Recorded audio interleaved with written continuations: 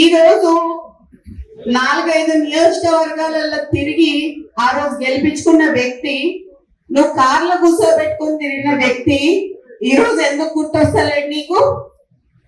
అంటే ముఖ్యమంత్రి అయితే కళ్ళు నెత్తికెక్కినాయా అని అడుగుతానా నేను నిన్ను?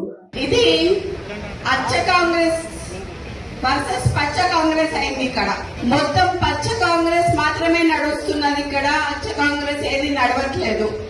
కాంగ్రెస్ సభ్యులు ఎవ్వరూ ఆనందంగా లేరు. దాంట్లో ఉత్తమ్ కుమార్ రెడ్డి అంకుల్ కానీ ఈ రోజు మురళీ గారిని మోసం చేయడం అనేది అది చాలా తప్పుకి నేను భావిస్తున్నాను. నీ ఇంకా బయటికి తీయాల్సిన చాలా ఉంటాయి. నువ్వు ఇంటెలిజెన్స్ రిపోర్ట్స్ తెప్పించుకొని ఇవాళ అందరు మా లీడర్లు అందరు ఇళ్ల దగ్గర పోలీసులను పెట్టావు. నువ్వు ఇంటెలిజెన్స్ రిపోర్ట్ తెప్పించుకొని ఎందుకంత భయం నీకు? నీ తమ్ముడు ఒక షెల్ కంపెనీ పెడితే 200 కోట్ల ఆస్తి ఉన్న ల్యాండ్, గవర్నమెంట్ ల్యాండ్ నువ్వు దారదత్తం చేసావు నీ తమ్ముడికి.